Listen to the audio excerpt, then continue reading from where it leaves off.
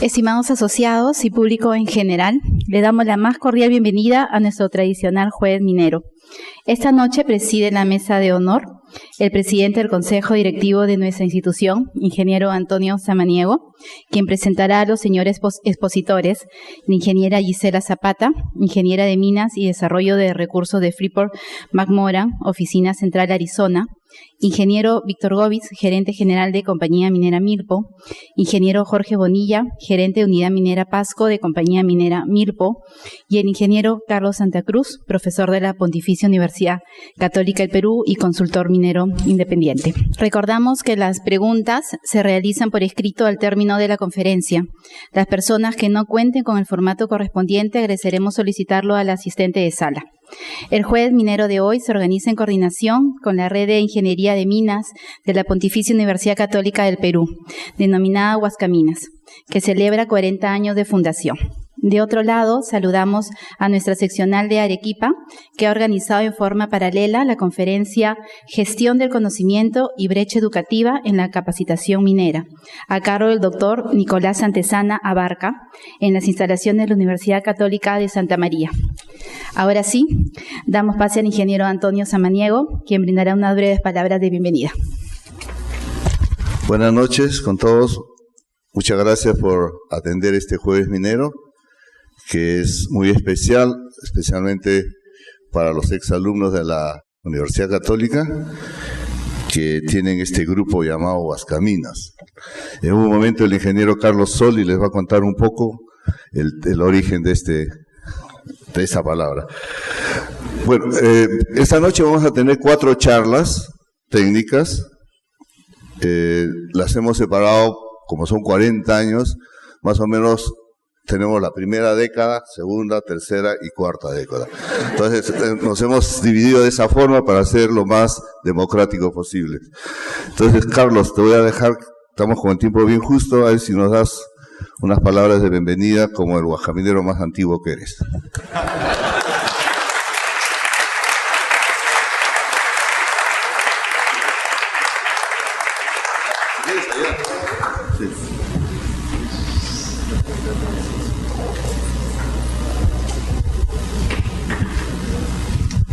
Muchas gracias. No estaba previsto que yo hiciera esa presentación, pero de todas maneras, como me ha pedido Antonio que haga una breve introducción, quisiera contarles que el origen de Huascaminas lo van a ver con más claridad en la presentación de Quique Santa Cruz, que tiene una fotografía en la que podrán ver el grupo original de Huascaminas, del cual todavía hay muchos acá, felizmente, y que, gracias a Dios, luego de 40 años, no solamente se ha mantenido unido, sino también ha ido creciendo, no solamente en números, sino en entusiasmo, y que esperamos siga así, para cuando dentro de unos años celebremos los 50 años, volvamos a reunirnos y contar un poco de anécdotas.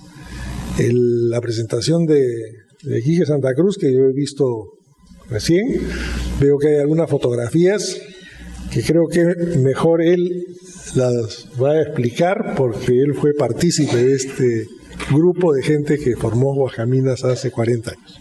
Muchas gracias.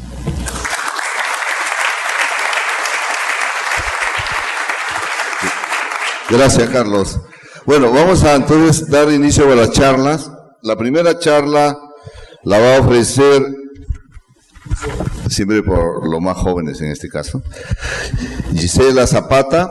Gisela es ingeniera de minas y desarrollo de recursos en la compañía Freeport-McMoRan, trabaja en la oficina central de Arizona, y el tema que nos va a presentar se denomina Aplicaciones Tecnológicas en Minería. Por favor, Gisela, adelante. Gisela, tiene exactamente 15 minutos, por favor. Voy a tratar de apurarme entonces.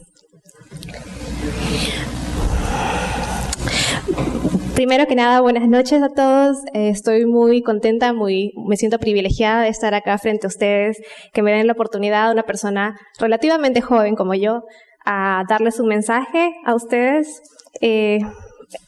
Voy a intentar decirles algo interesante, o por lo menos voy a intentar no aburrirlos mucho.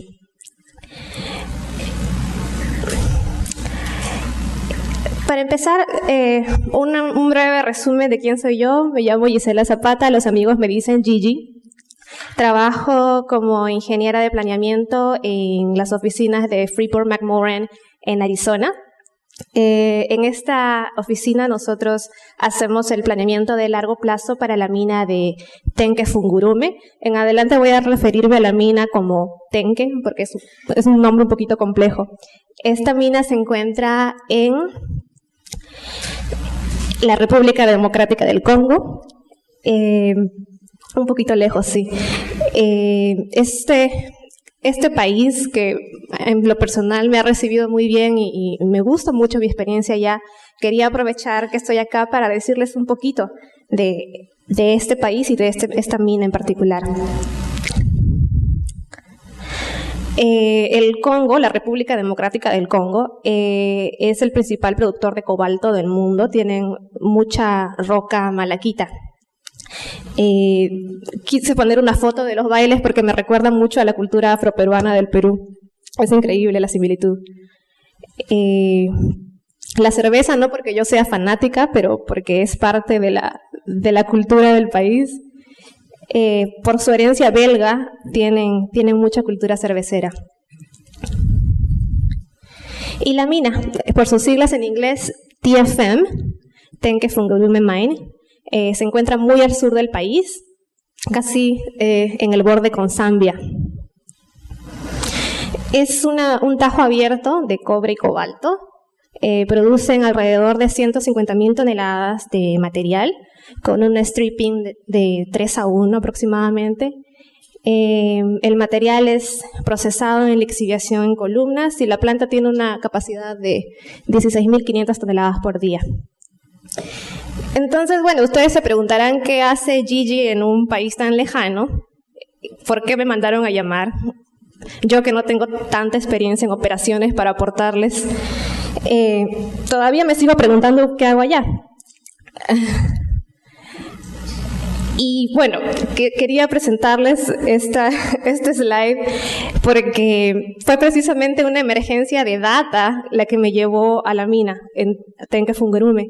Ellos supieron que yo tenía ciertas habilidades en manejo de data, SQL, y bueno, esa es la historia breve de por qué aparecí allá. Y bueno, mi presentación de esta noche es aplicaciones tecnológicas a la minería. Lo que yo podría decirles al respecto es mi experiencia en manejo de data y cómo la data en estas épocas está revolucionando nuestra historia y especialmente nuestra industria. Algunos le llaman a esta época la era de la revolución de la data. Es una época caracterizada por inmensas cantidades de información y la gran disponibilidad de esta información. En las últimas décadas, el sector minero específicamente ha estado impactado positivamente por estos avances en información y tecnología. Las compañías mineras están haciendo muchas inversiones al respecto. Seguramente ustedes están muy familiarizados, o tal vez no tanto, con todo el sistema de datos, los sistemas de gestión de equipos como Dispatch, o los sistemas empresariales como SAP y Ellipse, que han provocado que ahora se tenga cantidades inmensas de data, mucho más que en años pasados y con una complejidad muchísimo mayor que en años pasados. Sin embargo, la parte un poco triste de la historia es que toda esta inmensidad, este universo de data, permanece subutilizado en muchos casos o en casos extremos no utilizados en lo absoluto. Bueno, quería presentarles muy brevemente el lugar donde yo me inicié como investigadora de datos en la Universidad de Arizona. Es un laboratorio especializado en el tema.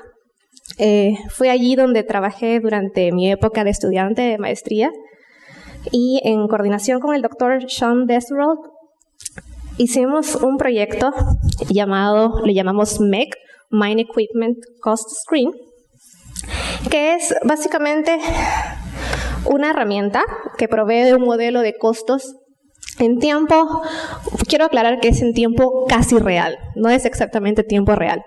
Y les voy a explicar por qué digo esto.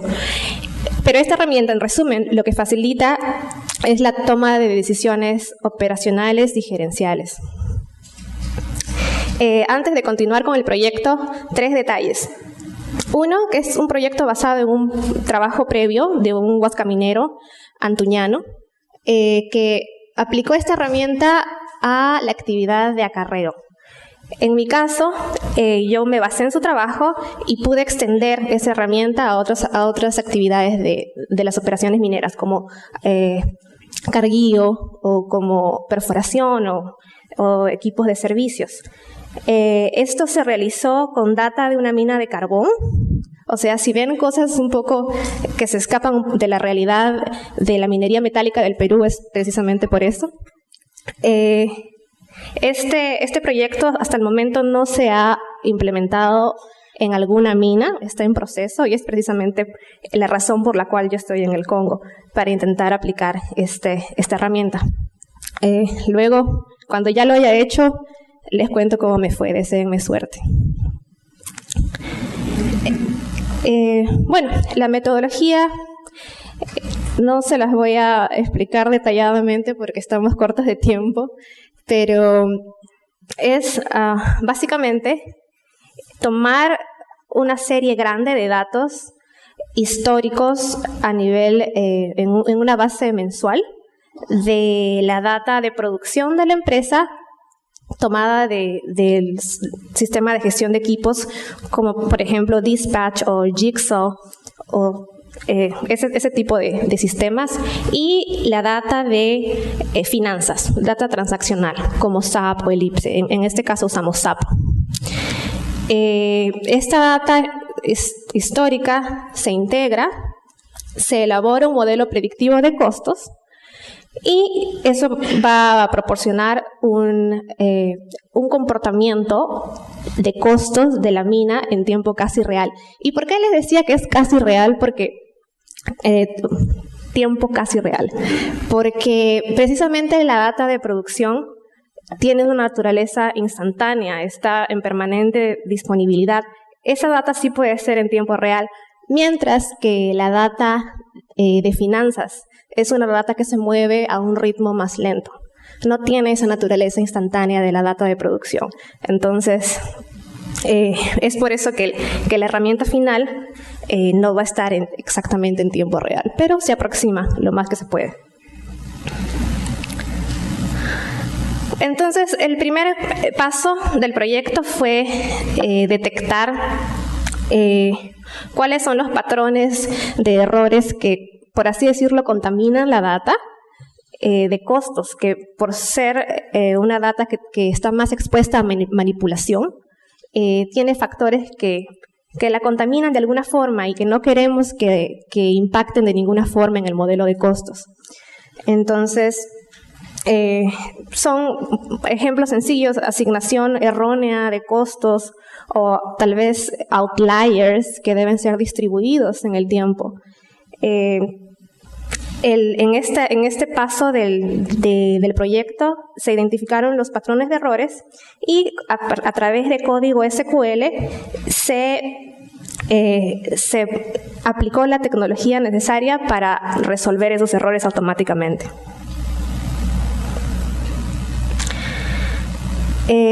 Para la data de producción, lo que se hizo fue organizar toda la data de producción en términos de los factores de coste. Este es un término, en inglés se dice cost driver, y son todos los factores que impactan en el costo de determinada actividad.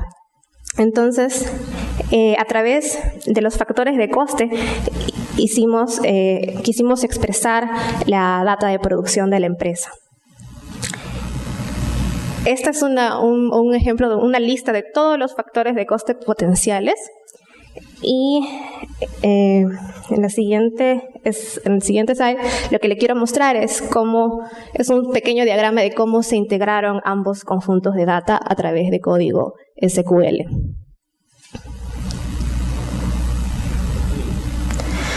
El producto de la integración de data histórica es una tabla más sencilla que tiene tanto la data de costos como la data de producción expresada en los factores de coste anteriormente mencionados.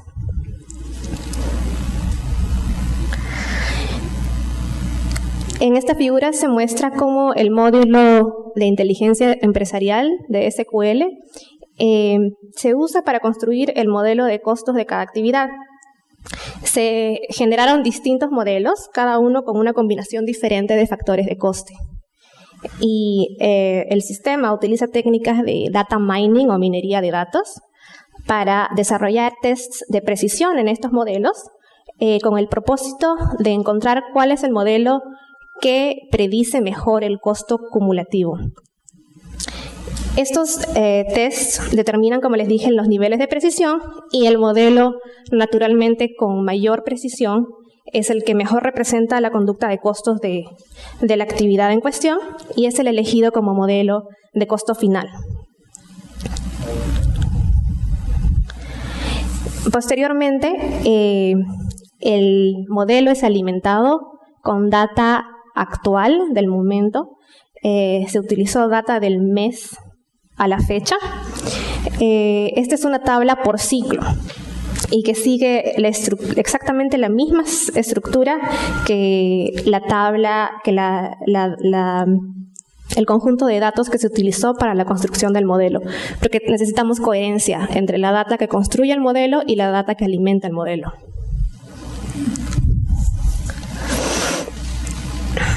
Esta es la parte en la que se genera el costo estimado, el forecast cost. Una vez más, es el módulo de Business Intelligence de SQL. Genera una tabla final, la tabla de costo estimado, y lo que presenta esa tabla es la tabla de producción actual, la misma que alimentó el modelo, pero con una columna añadida, que es la columna de costo estimado. Pero como una tabla así de sencilla no dice mucho de los resultados, lo que se hizo fue desarrollar una interfaz gráfica para que el usuario pueda visualizar más fácilmente los resultados de este proyecto. Entonces acá les presento una vista del costo total de la operación en tiempo casi real, con los costos generales asociados a la producción del mes a la fecha, considerando diversos factores, como tipo de material, el PIT, la hora de la guardia, etc. En esta otra pantalla, el MEC provee al usuario también con información desglosada a un nivel mayor de detalle, en este caso por PIT. Estos gráficos son customizables por el usuario. Se accede a estos niveles de detalle por medio de filtros en los que el usuario puede elegir el día del análisis, el material, la ubicación del trabajo, etc. Otro de los productos del MEC es un ranking de equipos, que es básicamente una lista que presenta los equipos. En este caso utiliza el ejemplo de las palas y los presenta en orden de costos, en este caso de menor a mayor, según la ubicación en la que fueron utilizados. Si el usuario deseara también añadir en este análisis otros parámetros como el día o el turno o el tipo de material, también es posible porque esta información está incluida en el menú. Y bueno, para concluir, viene la pregunta de ¿cuál es el valor añadido de esta herramienta en una operación? Tengo aquí algunas ideas.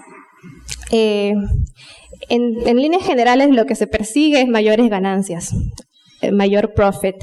Entonces, al asignar equipos con menor costo, es posible obtener una optimización de los costos de la operación.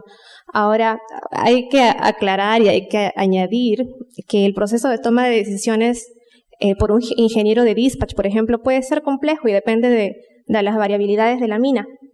Pero personalmente considero que tener la información a la mano de cuál es el equipo más barato o más caro puede ser un gran avance al momento de hacer una asignación de equipo en el frente idóneo. Mejoramiento del sistema de control de operaciones al incluir el factor económico. Las decisiones de reemplazo y reparación de equipos pueden ser más visibles.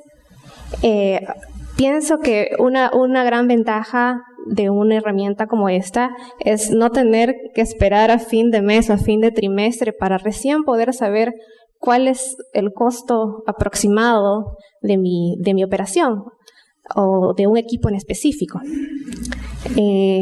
Otra de las ventajas es que se pueden elaborar presupuestos más precisos, porque se puede comprender y se puede sustentar con números cuáles son las máquinas que incurren en mayores o en menores costos. Finalmente, el modelo de costo generado también puede ser utilizado en planeamiento de mediano y de largo plazo, lo cual podría tener un impacto importante en el cálculo de reservas. Y mi última reflexión antes de terminar es que el tema de esta noche para mí fue las aplicaciones tecnológicas en minería. Yo pienso que es muy importante la tecnología aplicada en operaciones mineras, pero que esa tecnología no sería nada si es que el personal que llega a usar la tecnología no está debidamente entrenado y debidamente preparado para usarlas. Entonces estamos hablando de tecnología, personal y el proceso en el cual las tecnologías van a ser aplicadas. Yo creo que no va a haber un cambio realmente importante en la forma como se manejan las operaciones si es que esos tres factores no están en perfecta armonía. Y esa es toda mi presentación por esta noche. Les agradezco su atención. Gracias.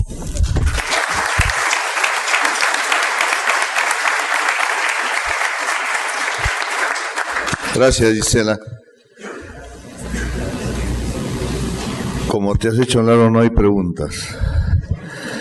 Vamos a continuar para poder mantener el tiempo, vamos a continuar con Jorge Bonilla. Jorge es gerente de la unidad minera Pasco, de la compañía minera Milpo, y esta noche nos trae un tema denominado optimización de las operaciones mineras. Adelante, Jorge. Muy bien, buenas noches con todos. Realmente es un honor para mí estar delante de ustedes para exponer lo que venimos desarrollando en la compañía, en el complejo minero Pasco. Empezamos como filosofía de la compañía el valor de la seguridad. Aquí en estos gráficos podemos mostrar cómo hemos venido desarrollando una estrategia que nos ha permitido controlar los índices de accidentabilidad y bajarlos a tal punto que hoy nos posicionamos dentro del benchmark como una de las empresas con mejor resultados en lo que se refiere a seguridad. Esta estrategia empezó en el año 2008 y los resultados se vieron favorables hasta el año 2013-2014, en el cual hemos podido mantener factores tolerables. Sin embargo, nuestro objetivo sigue siendo alcanzar el valor 0 en lo que se refiere a índices de accidentabilidad. Y hoy en día nuestra estrategia está focalizada mucho en mejorar los estándares que tenemos en lo que es el principal riesgo de la minería, como es la caída de rocas.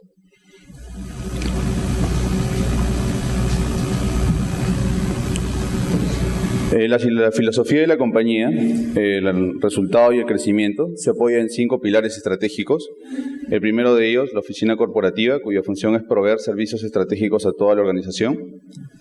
Operaciones mineras y brownfields, cuyo objetivo es incrementar la productividad y la capacidad de tratamiento de cada unidad minera.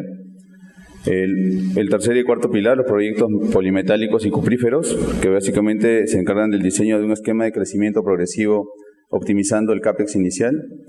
El quinto pilar, el Merger and Acquisitions, que busca oportunidades de sinergias operativas en operaciones similares.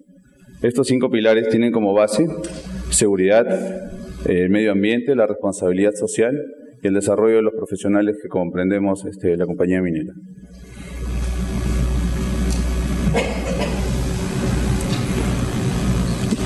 Las operaciones mineras del Grupo Milpo se encuentran a lo largo del territorio nacional y contamos con 2 unidades también, tanto una en Chile, el proyecto Iván, y en Aripuanã, en Brasil. Actualmente nuestras operaciones se encuentran las de producción. Cerro Lindo, que es la operación principal de Milpo, inició sus actividades en el año 2007, está ubicada en Chincha. La capacidad de tratamiento es de 18.000 toneladas, haciéndola una de las unidades más grandes de operación subterránea y una de las más modernas en el Perú. El complejo Pasco, comprendido por las unidades El Porvenir, que es la primera operación del Grupo Milpo desde el año 1949, ubicada en Pasco, con una capacidad de tratamiento de 5.600 toneladas. Es la mina más profunda de América del Sur, con una proyección de profundización del Pique, que es el proyecto que nos venimos ejecutando actualmente, a 1.6 kilómetros de profundidad. Y Atacocha es una unidad que fue adquirida en el Grupo Milpo en el año 2008. Esta mina se encuentra operando desde el año 1936, también ubicada en Pasco, con una capacidad de tratamiento de 4.400 toneladas. El objetivo de la integración de ambas unidades es tener un complejo que nos permita procesar 10.000 toneladas en una primera etapa y por un posterior crecimiento a factores de 15.000 toneladas. La ubicación del complejo minero Pasco, el Porvenir Atacocha, son unidades mineras cercanas. La unidad minera El Porvenir se encuentra en el distrito de San Francisco de Asís, en Yaruchacán, y Atacocha en el distrito de Yanacán, Ticlacayán. Ambas en el departamento de Pasco, a una altitud promedio de 3.600 metros a 4.000 metros sobre el nivel del mar. La accesibilidad, ambas por la carretera central, ¿no? Una dista de la ciudad de Cerro de Pasco a 16 kilómetros y la otra, Atacocha, a 19 kilómetros. Voy a describir brevemente la unidad minera Atacocha. Como les mencionaba, inició operaciones en el año de 1936, tiene 79 años de operación. La fuerza laboral, compuesta de 1.488 personas, de las cuales 1.077 son terceros y 411 propios. Es una unidad operativa que cuenta con la trinorma. La distribución de reservas, focalizada básicamente en 3 zonas, Atacocha, San Gerardo y Santa Bárbara, nos permiten tener 6 millones de reservas probadas probables, distribuidas, focalizadas principalmente en la zona de la profundización, en la zona de Atacocha, entre los niveles 3.000 y 3.300, en la zona de Santa Bárbara, del 3.300 al 3.600. La evolución histórica de la unidad minera se dio en el año 2002, haciendo ramp-ups que nos ha permitido actualmente el ritmo de tratamiento de 4.400 toneladas en el año 2015. El Porvenir, la primera unidad del Grupo Milpo, inició operaciones en el año de 1949, cuenta con 66 años de operación. Su fuerza laboral la componen 1.878 trabajadores, de los cuales 1.425 son terceros y 453 propios. También es una unidad que cuenta con la trinorma de certificación. La distribución de reservas nos dan 6 millones de recursos medios indicados y reservas 21 millones de toneladas, distribuidas y focalizadas principalmente en la zona intermedia, que data de 600 metros debajo del nivel principal, a la zona de profundización, que son los niveles 1170 y 1370. Al igual que Atacocha, una mina que inició con 3.400 toneladas de producción, que ha ido evolucionando, permitiéndole hoy en día llegar a 6.000 toneladas de tratamiento.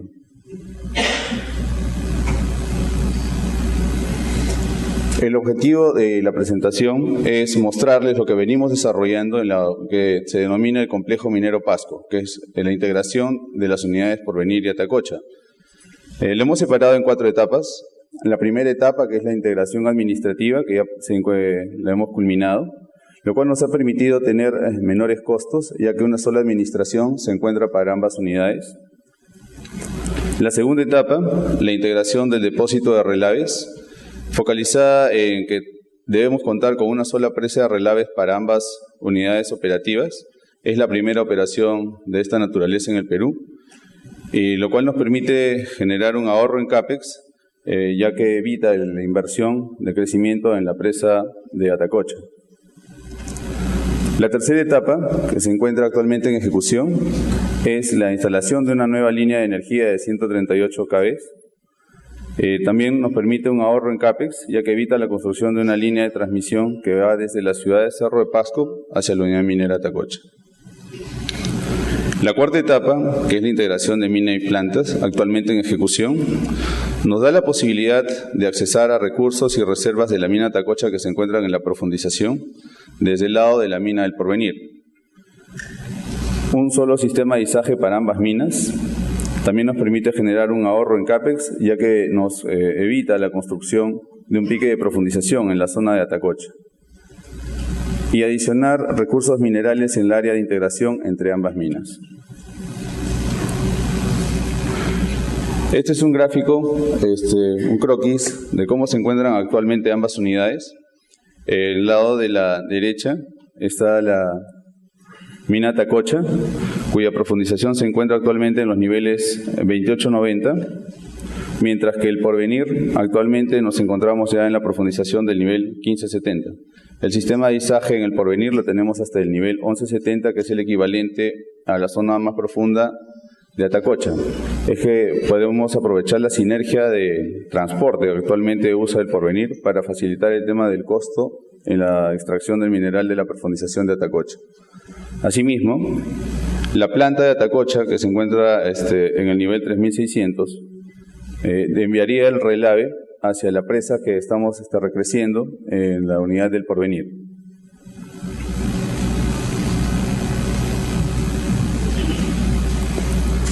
En esta primera fase, la integración de la línea de relaveras, básicamente es porque ya la presa de Atacocha tiene una capacidad limitada, lo cual genera que el costo unitario sea cada vez mayor en comparación con el costo unitario de la unidad del Porvenir.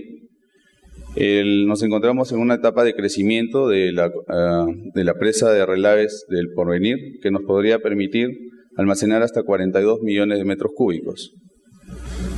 Actualmente el costo de disposición de relaves de la mina de Atacocha está en un ratio de 5 a 6 dólares por tonelada, y el costo que se prevé de llevar el relave de Atacocha al Porvenir sería de 2,70 dólares, lo cual nos genera un margen operativo considerable. Adicional a eso, la inversión que se requiere para recrecer la relavera del Porvenir, aproximadamente de 100 millones de dólares, nos permite tener una capacidad de almacenamiento de 42 millones de metros cúbicos versus la inversión de 6 millones de dólares que nos tendríamos que invertir en Atacocha para solo recrecer 1 millón de metros cúbicos. El ratio de comparación es más favorable del crecimiento para el Porvenir.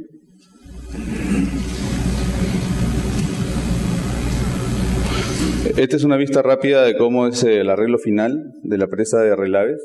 Actualmente hemos ejecutado ya la estructura de lo que es el manejo de aguas, el sistema de evacuación de aguas, el sistema de cicloneo, y actualmente nos encontramos ya en el recrecimiento de la presa hasta la cota 40-47.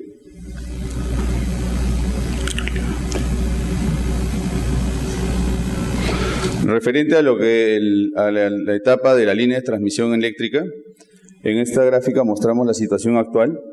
La línea azul es el trazo de la línea eléctrica desde la ciudad de Cerro de Pasco hasta la unidad minera Atacocha, y la línea en color magenta es el trazo desde la subestación Paracha, también en Cerro de Pasco, hasta la unidad minera El Porvenir.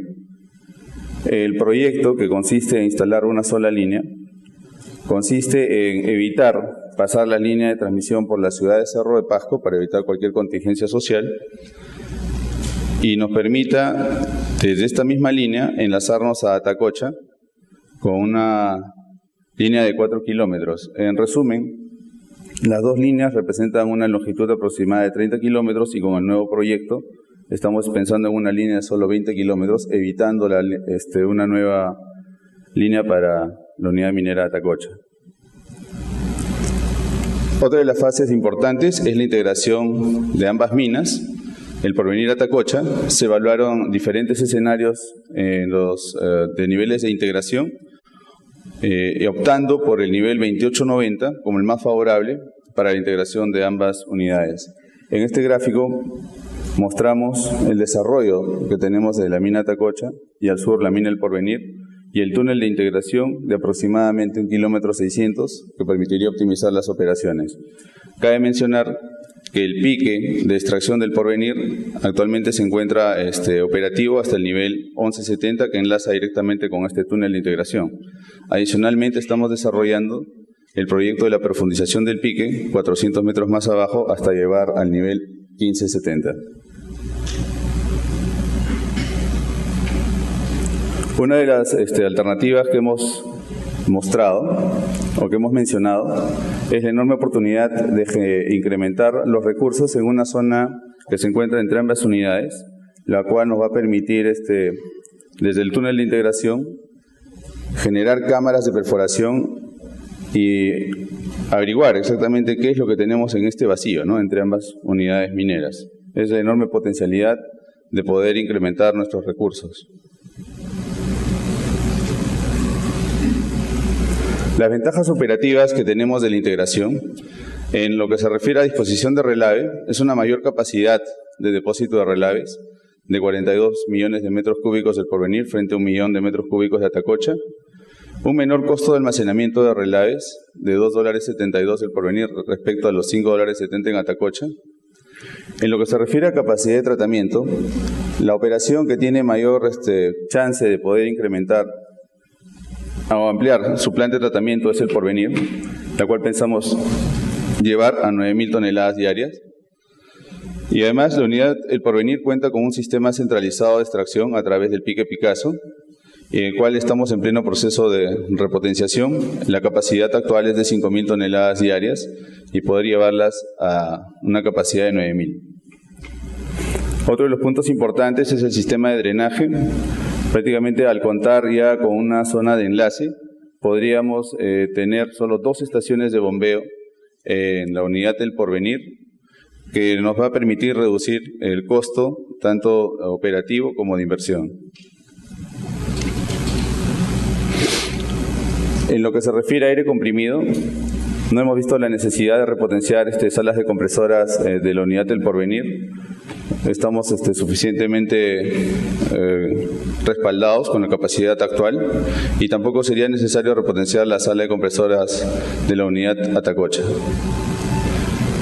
En lo que se refiere a riesgos y oportunidades, el principal riesgo que tenemos es la imposibilidad de incrementar la capacidad de izaje del pique Picasso por encima de las 9.000 toneladas. Y un tema social que también se nos presenta como riesgo es el tema de carácter sindical relacionado con el personal, ya que se tratan de 2 unidades de distinta razón social y podrían oponerse a la ejecución del proyecto de integración. Como oportunidades, mencionaba el incremento de recursos inferidos en la zona de integración de ambas unidades, la reducción de costos fijos de la mina Atacocha, producto de que vamos a generar un incremento del nivel de producción. Como una consecuencia inmediata, disminuiría la ley de corte y por ende un incremento de recursos y reservas, incrementando la vida de esta unidad minera. Como recomendaciones, se ve la necesidad de elaborar un modelo geológico unificado para las 2 unidades, el cual ya venimos trabajando. Emprender campañas de perforación a través del túnel de integración en la búsqueda de nuevos sectores mineralizados, ya que las probabilidades son muy altas de que tengamos un sector mineralizado. El planeamiento de minado debe estar asociado a un plan de agotamiento progresivo de la mina en forma ordenada, que nos va a exigir priorizar el minado de la zona alta para adecuadamente retirarla ya de las reservas. Elaborar un estudio de mayor detalle enfocado a la optimización de los servicios auxiliares para ambas unidades. Vemos que también las áreas de ventilación y energía pueden ser favorecidas con este sistema de integración. Como conclusiones, la integración de las minas Atacocha y El Porvenir brinda una oportunidad tanto de nivel operativo también como de incremento de valor. Principalmente el beneficio sería para la mina Atacocha, que aumentaría el valor en un 30%. De las diferentes alternativas que hemos visto de conectar las dos unidades, la más rentable fue el nivel de profundización, el nivel 890, es la que nos permite maximizar el valor presente neto de la unidad. Finalmente, vemos que la necesidad de incrementar la exploración en Atacocha para poder llevar un ritmo de producción de 6.000 toneladas diarias. Muchas gracias por su atención.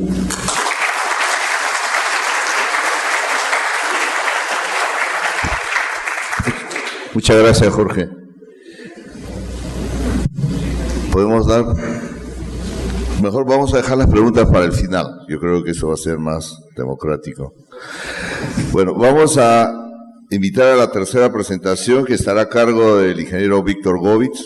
Yo creo que no necesita presentación, todos ustedes lo conocen. Es director también del instituto en este periodo. Él nos presentará un tema denominado Desarrollo de Proyectos Mineros y Generación de Valor. Okay. Muy buenas noches, gracias Antonio. Muy buenas noches con todos, al igual que lo mencionó Gisela y Jorge. Para mí es un honor estar aquí en este momento representando 40 años de la Facultad de Minas de la Pontificia Universidad Católica del Perú. Quiero reconocer a dos grandes profesores que me han formado, tanto el ingeniero Carlos Soldi como el ingeniero Antonio Samaniego, y también un minuto recordar un amigo, un profesor que partió, nuestro querido Kiko Winkerly, ¿no? Un gran formador de jóvenes. Entonces, déjenme ahora, luego de esta pequeña reseña, contarles la presentación, ¿no? Voy a hablarle de los proyectos mineros y quiero enfocarlo en tres temas. Primero, diferenciar lo que es un proyecto minero de lo que es una operación minera. Como bien lo ha mencionado Gisela y Jorge, un negocio minero en marcha tiene una dinámica, tiene una lógica. Gestionar un proyecto minero tiene cosas distintas. Y el tercer punto, quizás un poco ambicioso, es tratar de extrapolar este conocimiento o esta reflexión sobre lo que es un proyecto minero a lo que es el portafolio de proyectos mineros que tiene el país, ¿no?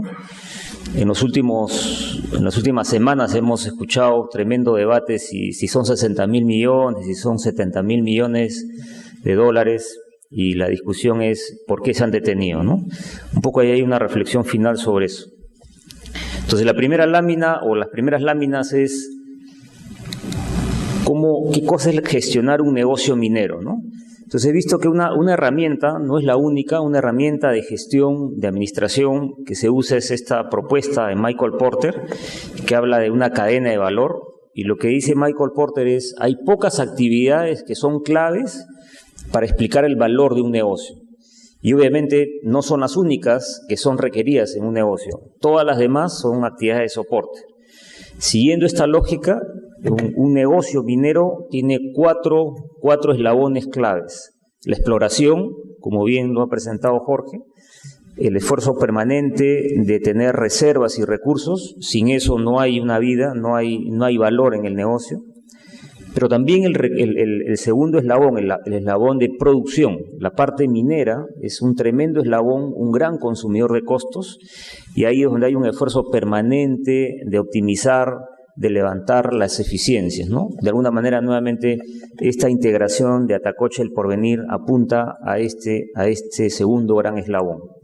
El tercer eslabón de cualquier negocio minero en marcha es el beneficio propiamente. Aquí es donde, como sabemos, se produce el producto comercial, y también tenemos ahí como mineros los grandes desafíos ambientales.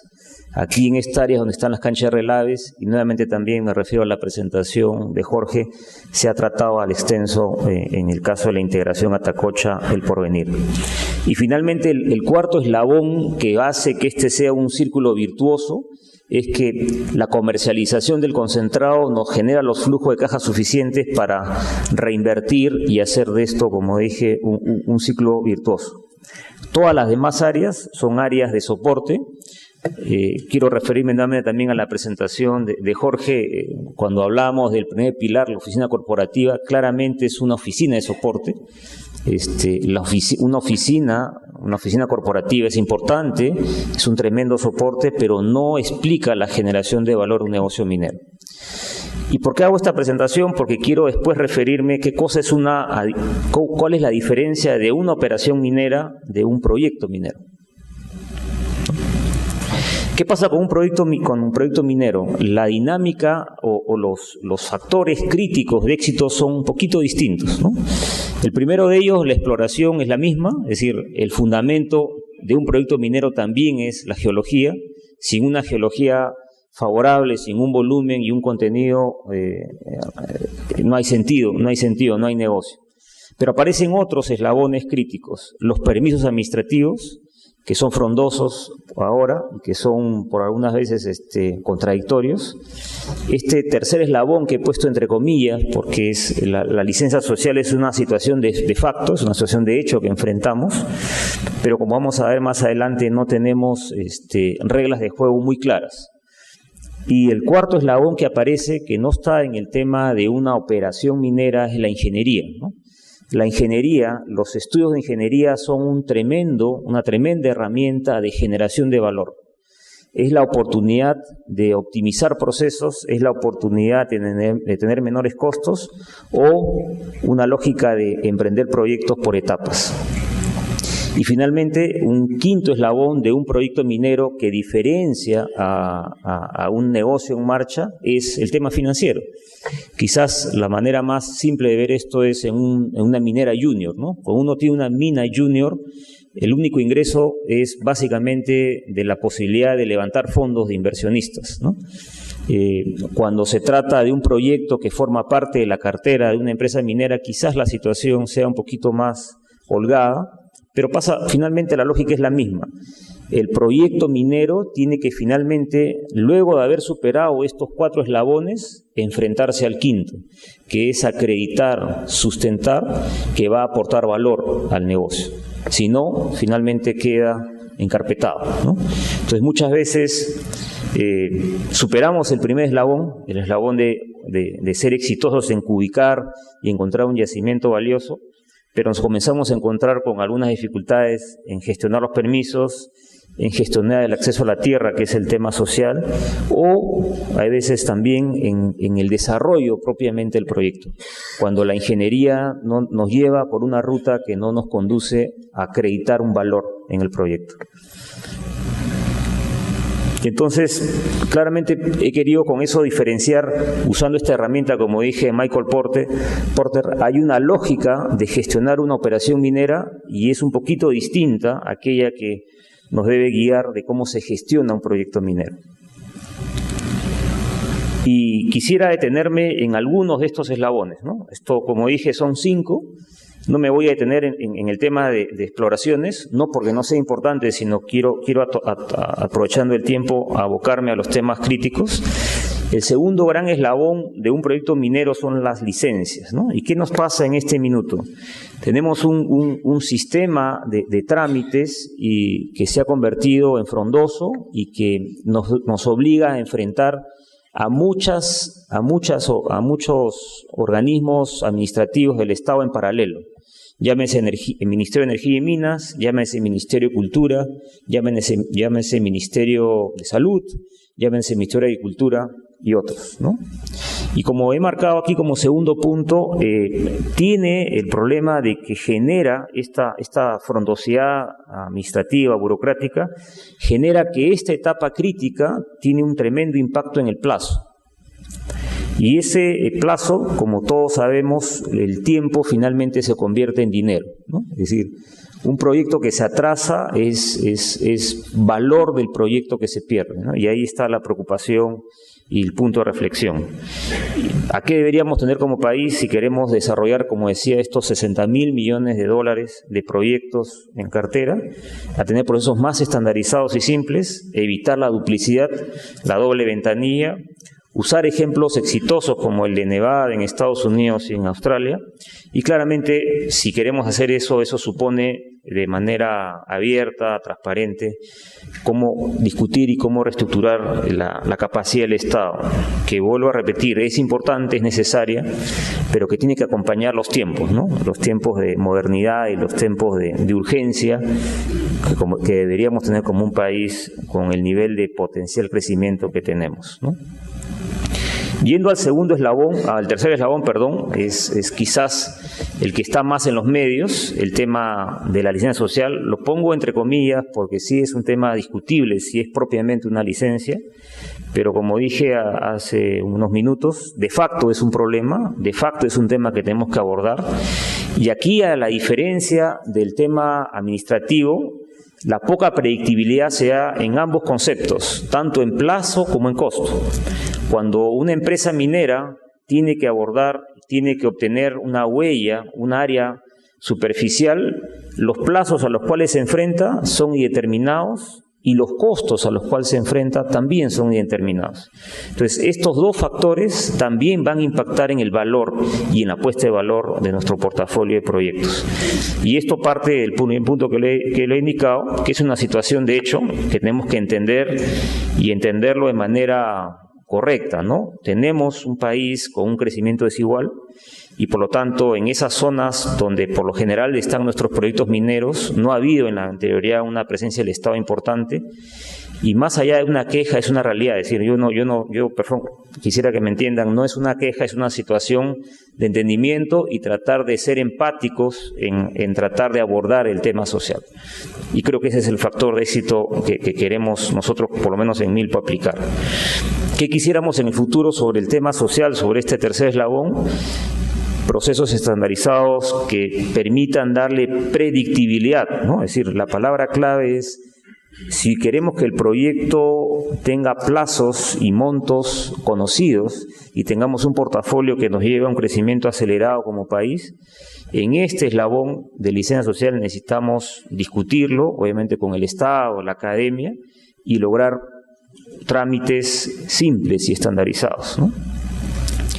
Para que tengamos plazos de negociación, como digo, predeterminados, y ante falta de acuerdo, no necesariamente va a haber un acuerdo directo entre el Estado, entre la empresa privada y las comunidades campesinas, que son las propietarias de la propiedad superficial, pero tenemos que tener un rol del Estado mucho más activo, ¿no? De finalmente, si no hay acuerdo, el Estado tendría que tener en representación de todos la capacidad de actuar e intervenir, ¿no?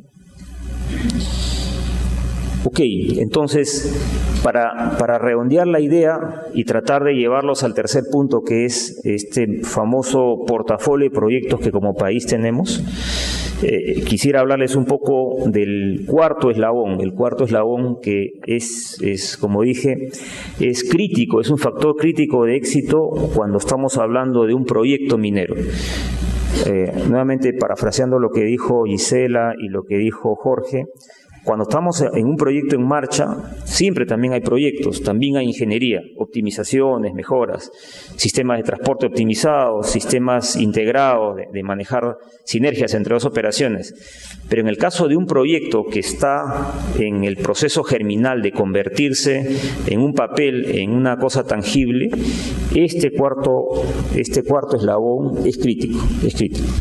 Porque a través de una aproximación ordenada, sistemática, de este cuarto eslabón, podemos generar o destruir valor.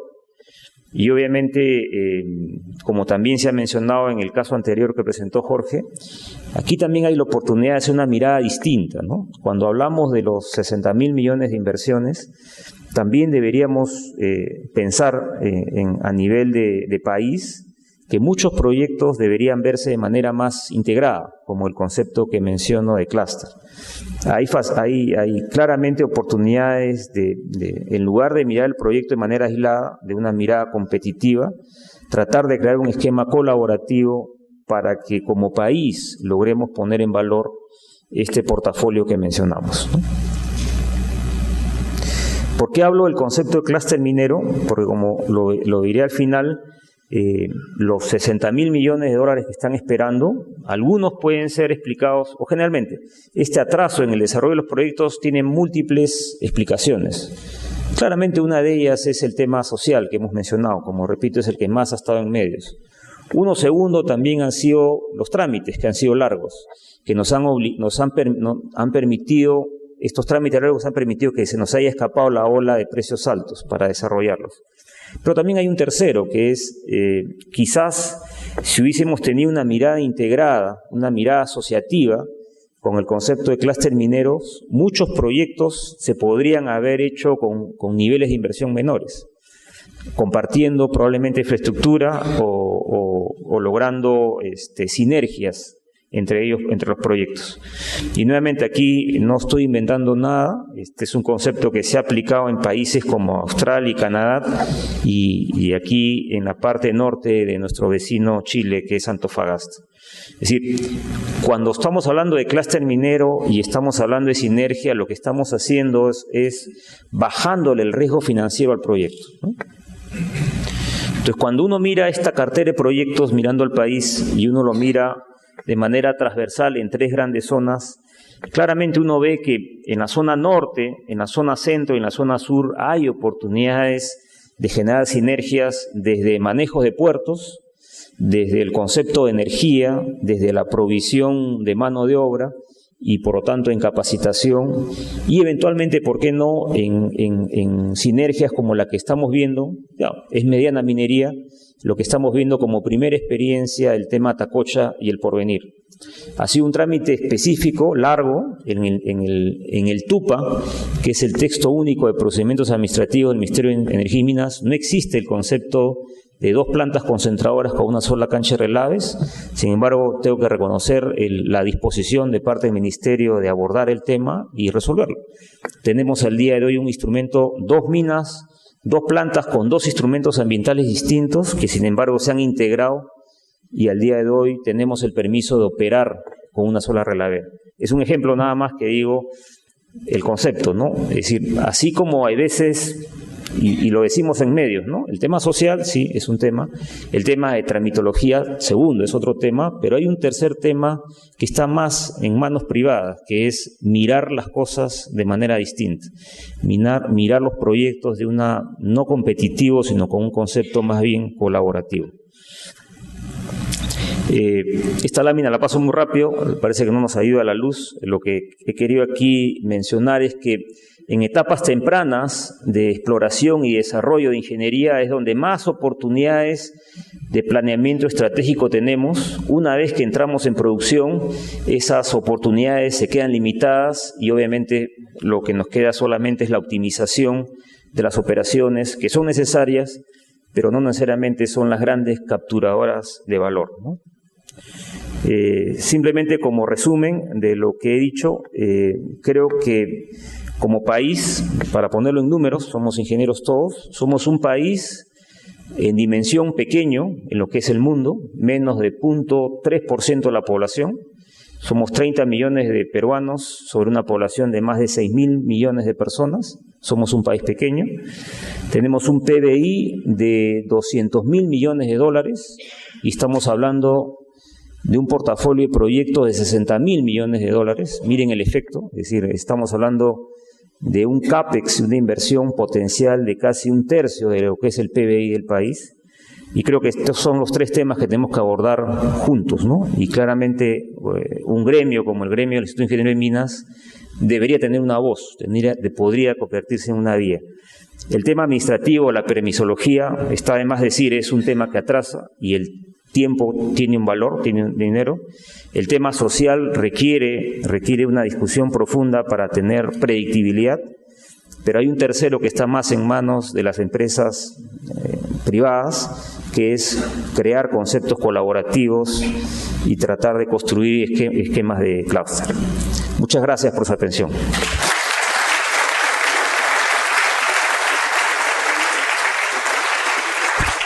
Gracias, Víctor.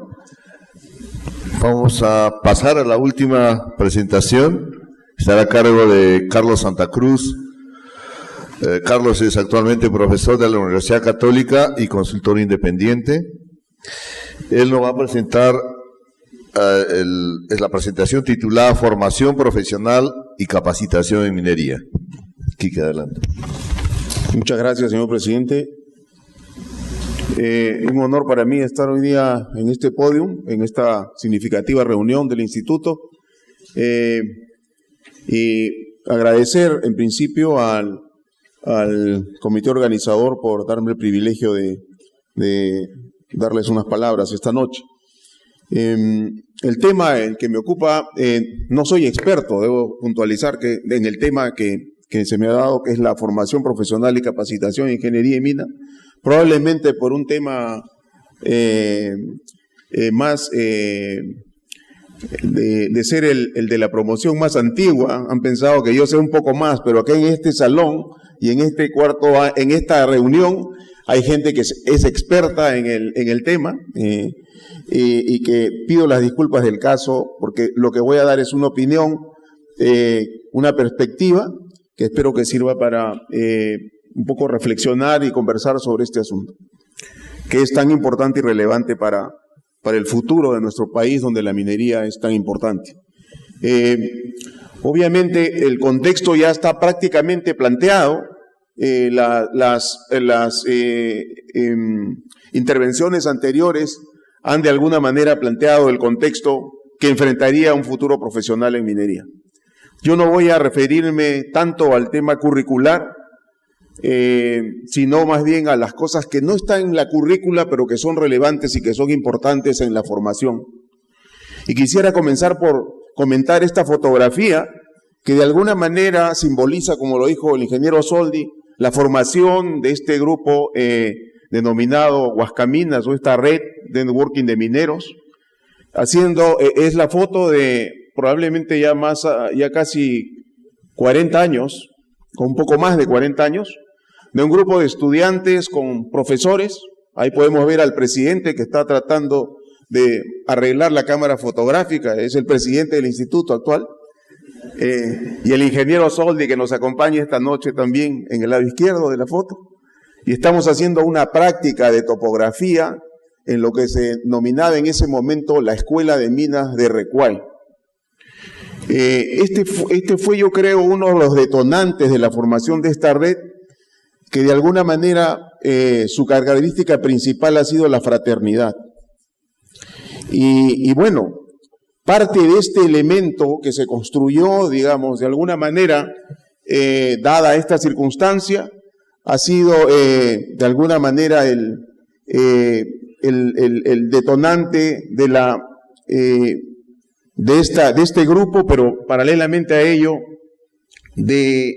inconscientemente en el caso nuestro, en ese momento como estudiantes, no nos dábamos cuenta de lo que estábamos haciendo y lo que estábamos de alguna manera cultivando.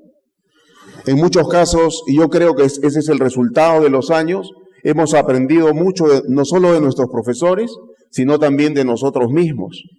Y ahí va el tema, creo yo, que este conjunto de universidad, ambiente de trabajo, ambiente de compañerismo que hay durante la etapa de formación, no solamente va capacitándonos en el tema estrictamente curricular, sino que por otro lado vamos formándonos, vamos aprendiendo y vamos desarrollando esos temas que son tan importantes, esas capacidades o competencias que son tan importantes para el futuro también de un profesional. Bueno, probablemente ustedes conocen a más de uno de la foto, ¿no? Siguiente. Decía que el contexto está definido, porque yo quisiera comenzar refiriéndome un poquito al tema del contexto. Y el contexto es qué ambiente es el ambiente al que va a estar expuesto el nuevo profesional minero, el estudiante que sale de la universidad, el nuevo ingeniero de minas. Es un contexto totalmente diferente. Al que teníamos por lo menos hace 40 años. Un contexto en el que, bueno, probablemente hace 40 años esto no ha cambiado mucho en la posición relativa del Perú, tanto en Latinoamérica como en el mundo. Pero hemos avanzado. En el caso del cobre, probablemente hemos podido avanzar mucho más. Y tenemos que reconocer que muchas veces aquellos que quieren utilizar la minería para hacer propaganda política coyuntural, utilizan al cobre. Pero en realidad en el cobre tenemos un privilegiado segundo o tercer puesto a veces, pero bastante lejos del primero. Y yo creo que deberíamos estar más cerca del primero de lo que estamos hoy día. Vemos acá la producción minera mundial de los principales metales producidos en el Perú y cómo ha ido evolucionando. Vemos ahí que de alguna manera nos hemos venido defendiendo a pesar del ciclo difícil que estamos. Si nos fijamos en el tema de los precios, es algo que no podemos controlar. Yo creo que hay que enseñarles a nuestros gerentes o a nuestros muchachos desde la universidad, desde el comienzo, olvídense de los precios. Los precios los utilizaremos para los cálculos al final, pero en realidad de lo que debemos preocuparnos es de aquello que podemos manejar y de aquello que podemos controlar. Los precios no los manejamos ni los controlamos, los usamos como información para hacer los cálculos finalmente del resultado de los esfuerzos que hacemos con lo que podemos controlar y con lo que podemos manejar. Y ya Víctor lo ha mencionado con mucha claridad, podemos manejar pues el tema de la ingeniería, manejar el tema de los costos, pero pretender, justificar nuestra performance en base a circunstancias coyunturales de precios, o sea, eso de ninguna manera. En cuanto al PBI minero del país, vemos que hemos venido de alguna manera creciendo, pero obviamente este crecimiento se viene desacelerando. Ya creo que no voy a abundar en mayores detalles sobre esto. Nuestro PBI minero claramente ha ido avanzando, ha ido creciendo, no es ni la sombra de lo que era hace 25 años, y hoy día tenemos realmente una producción minera importante. No ha crecido lo suficiente, digamos, en la medida para ganar la masa crítica para hacer el proceso de industrialización que requiere el país de manera irreversible. Ese clúster industrial que se debe desarrollar alrededor de las operaciones o de un negocio minero grande como es el del Perú y que podría ser aún mucho más grande. Pero todavía no, yo a pesar de la dificultad circunstancial del ciclo económico, yo creo que esa posibilidad está ahí latente y es nuestra obligación seguirla empujando. La inversión total en minería vemos que también es el resultado del ciclo económico y de algunas impericias que hemos cometido, por llamarlas de alguna manera, en el momento más inadecuado, ¿no? A nivel interno. Esos temas debemos de resolverlos a nivel interno y que nunca vuelvan más a ocurrir en nuestro país. Hemos desperdiciado una gran oportunidad, pero ya voltimos la página, ya pasó. Vamos a ver qué nos depara el futuro y cómo construimos de alguna manera ese futuro mejor. Para que el tema de permisos, el tema del manejo social, las discrepancias internas que tenemos, muy singulares como país, porque en otras partes del globo la depresión de precios se está enfrentando de otra manera, con otros argumentos y con otras características. Hoy día acá todavía seguimos discutiendo si la minería es importante para nuestro país. Hay que voltear esa página lo antes posible.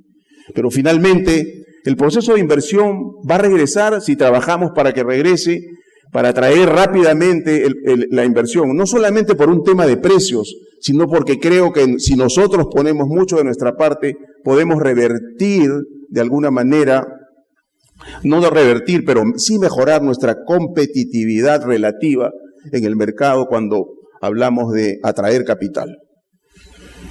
Bueno, ese es un poco el contexto y ya se mencionó, hablamos del portafolio de 60.000 millones, pero lo concreto y lo que ya sabemos de la historia pasada reciente, de los últimos 10 o 15 años, es que tenemos 25 billones embalsados de proyectos que se han detenido, se han diferido, se han paralizado por A o B motivos. Las razones ya no interesan, lo que sucede, la realidad es concreta. Esto es lo que ha sucedido. Y el ciclo económico obviamente no es favorable hoy día para nosotros. De alguna manera es el contexto que enfrenta o va a enfrentar el nuevo profesional obviamente, a pesar del ciclo económico hoy día, si comparamos la minería de hace 40, 45 años, el tamaño de minería del Perú y las oportunidades que había para nuestros profesionales, estamos hablando de otra cosa totalmente diferente. Entonces, hoy día yo creo que hay más oportunidad pero también al ver más oportunidad, hay una demanda de capacidades y de competencias diferentes a las que había en años anteriores. Y a eso tenemos que adaptarnos. ¿Cuáles son estas megatendencias de alguna manera? Y acá estoy ensayando un poco, no estoy diciendo esta es la verdad, sino básicamente lo que estamos planteando es una idea, una aproximación en base a lo que como un neófito conozco del tema, pero que es de las megatendencias que venimos enfrentando. Volatilidad política y económica, bueno, eso a nosotros no nos van a contar más de eso, conocemos ya mucho de ese tema y particularmente exacerbado en los últimos años. La globalización que continúa, que no solamente se da en los ambientes urbanos, sino se da a través de toda la estratigrafía social de nuestra sociedad y a lo largo y ancho de nuestra geografía. El rápido desarrollo tecnológico que sigue y continúa, estamos expuestos a este cambio. En el caso concreto nuestro y en el de otros países también, menor involucramiento de los gobiernos, es decir, no nos debe de llamar la atención a veces cuando vemos y queremos esa definición que necesitamos, lo que vemos es un paso atrás de no involucramiento y a que continúe la relación bilateral entre la empresa y comunidad, que es totalmente negativa y perniciosa para el desarrollo de nuestro portafolio de inversiones. Y luego, otro tema que es una realidad concreta en el mundo, que es la diversidad multifacética sin precedentes que estamos viviendo y que tenemos que ir adaptando nuestras organizaciones, nuestras inversiones, en fin, ir adaptando a nuestros nuevos profesionales también a lidiar con esta diversidad. Y finalmente, algo que es claro en nuestro caso y que es un creciente antiextractivismo. Eso se da a nivel global, pero yo creo que está exacerbado en países como los nuestros. Y donde no estamos hablando únicamente de un tema de medio ambiente, sino donde estamos hablando de algo que ya se convierte en una tendencia ideológica, que plantea de por sí que la minería como actividad económica no debe ser una actividad importante para el desarrollo del país, sino por el contrario, el país debe desarrollarse de otra manera. Eso no lo teníamos tan claro como planteamiento político probablemente hace 5 años. Hasta hemos jugado con el fuego del antiextractivismo en las campañas electorales y el resultado lo estamos viendo hoy día, ¿no? Entonces, yo creo que una demanda concreta y un planteamiento concreto es decirle a los futuros candidatos para las próximas elecciones, no jueguen con el antiextractivismo, definan su posición.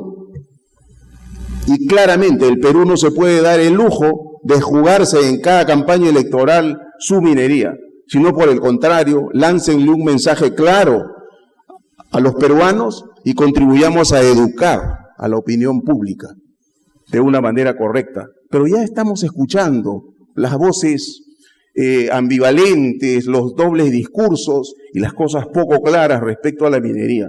Yo creo que estamos en el momento para plantear esto. Disculpe que me desvíe a veces de ese tema. Volvemos a la formación de ingenieros.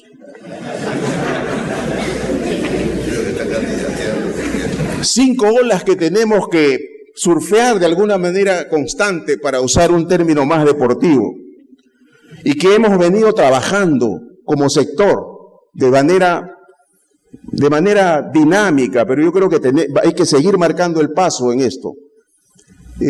La seguridad en el trabajo y la salud ocupacional es parte de la agenda de todas las organizaciones, de todas las empresas, y en eso estamos caminando, en eso estamos. Da mucho gusto escuchar hoy día, nuestro objetivo es 0 accidentes, es 0 lesiones.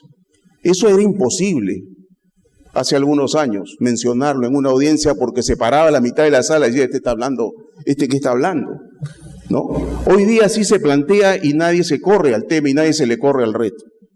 El tema ambiental va a seguir avanzando, de eso no nos vamos a escapar y tenemos que seguir reiteradamente y de manera continua, seguir mejorando en esto, pero ya es parte de nuestra cultura, ya no nos llama la atención. La responsabilidad social corporativa, la responsabilidad social, de nuestras organizaciones, también, es decir, en los últimos años el esfuerzo que ha hecho el sector minero es el sector económico que más se ha preocupado de estos temas de responsabilidad social. Entonces, no nos sintamos de alguna manera, porque a veces se percibe esto de que en esta área de responsabilidad no hemos hecho lo suficiente. Yo creo que siempre se puede hacer mejor y podemos hacer más y eso es lo que debemos de tratar de hacer. Pero definitivamente que no se ha hecho un esfuerzo y que relativamente respecto a otros sectores económicos no somos los más avanzados, eso es la realidad. Somos el sector que está avanzando más rápido en esto. Y en cuanto a la diversidad e inclusión, que es un tema claro, que se nos viene y que hay que tenerlo en cuenta muy claramente para poder enfrentarlo, es este tema para incorporarlo a las culturas de nuestras organizaciones. Y lo otro, lo que ya mencionaba, correlaciona perfectamente. ¿Cómo vamos a enfrentar al antiextractivismo? Ese es un tema político. Nosotros somos ingenieros, somos técnicos, no somos políticos. ¿De qué manera, manejando la alta política, la política no partidaria, enfrentamos eso? Creo que ahí hay una discusión importante que hay que plantear. Entonces, las competencias críticas que de alguna manera son fundamentales para las futuras generaciones de ingenieros, que yo considero que debemos de tener en cuenta, son las que listo acá en este slide, y probablemente hay muchas más, pero las que considero, y de alguna manera para iniciar el debate sobre este tema, es la capacidad de resolver problemas. Eso no debemos de perderlo. Creo que la adaptabilidad a un ambiente cambiante, continuo, la agilidad para aprender, es decir, siempre hay cosas nuevas que aprender, hay que estar preparado para eso y debemos ser incansables en el aprendizaje. Si creemos que ya lo sabemos todo, pues bueno, ya hemos comenzado a morir como ingenieros. La conciencia y la sensibilidad sobre temas de cultura y diversidad, eso es fundamental que lo desarrollemos en las aulas, que lo desarrollemos desde las divisiones inferiores de la ingeniería. Eso se cultiva, eso no se logra con culturas empresariales de responsabilidad social de la noche a la mañana. Es más fácil si se cultiva desde abajo. Y finalmente el liderazgo. Es decir, para luchar contra el antiextractivismo que vamos a enfrentar y estamos enfrentando hoy día ya, y al creciente antiextractivismo, yo creo que necesitamos mucho liderazgo. Esta currícula, y ahí viene la pregunta, y la universidad, ¿está la currícula orientada y la universidad a, digamos, cultivar estas competencias? Es decir, no todo se responde por la currícula, obviamente, y ahí es donde iba.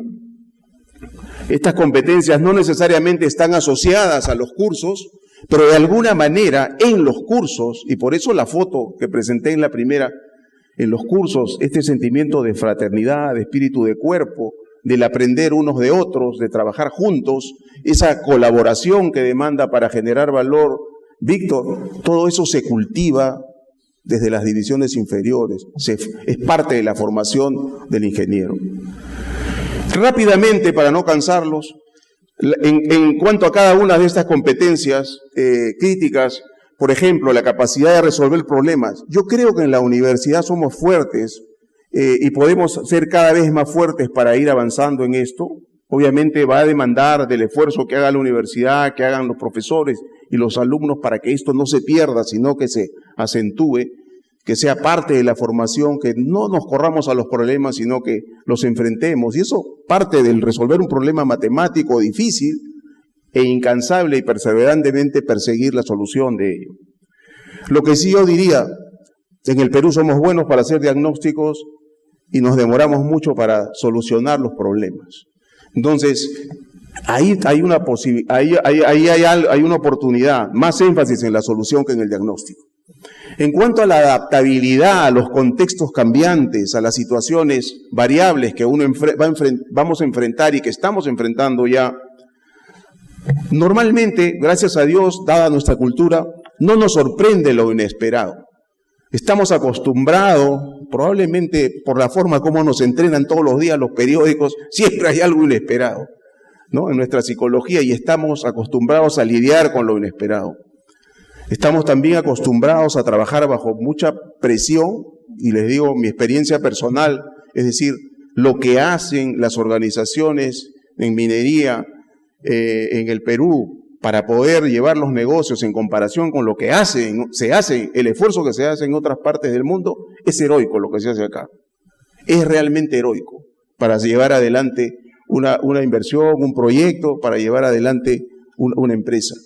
Es decir, cuesta mucho trabajo y estamos acostumbrados a eso, es un buen centro de entrenamiento. Y bueno, lo que es obvio, sí yo creo que en el planeamiento hay mucho todavía. El mismo hecho de que no nos sorprende lo inesperado y tenemos muchas cosas inesperadas, a veces nos hace caer en la trampa. ¿Para qué planeo, pues, si el contexto cambia tanto, no? Entonces, yo sí creo que hay que planear mejor la contingencia. Ahí hay una oportunidad. En agilidad para aprender, creo yo que los temas cuantitativos somos muy fuertes y ustedes están viendo los resultados, ¿no?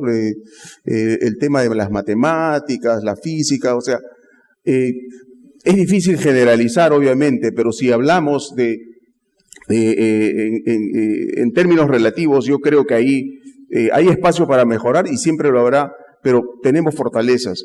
La oportunidad en lo no cuantitativo, yo creo que ahí hay más oportunidad para mejorar. A veces nuestra tendencia hacia lo técnico nos hace decir, bueno, eso no, prefiero dejarlo, no me meto ahí, no es algo importante a veces, y a veces lo ponemos en segundo plano. Y hoy día parece mentira, así como lo cuantitativo es importante, lo no cuantitativo es sumamente importante hoy día en el contexto del negocio minero en el Perú. Innovación, yo no voy a hablar más sobre el tema, creo que eso es una gran oportunidad, hay que darnos tiempo para pensar y para buscar maneras de resolver de formas diferentes lo que tenemos que resolver.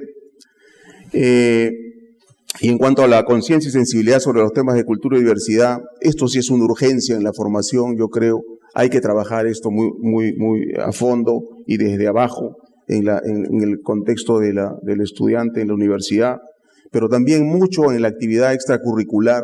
Yo creo que eso hay que trabajarlo, porque eso, para que se incorpore a la conducta, para que no sea una nota, sino para que sea mi manera de ser.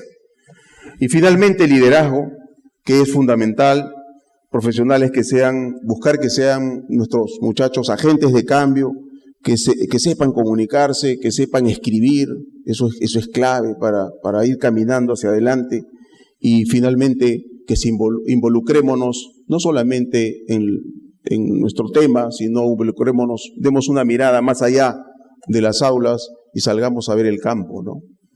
Que es un poco lo que uno hace cuando hace prácticas, cuando se mete a proyectos, se mete a entrenamientos, se mete a voluntariados, en fin, hay mil maneras de hacerlo.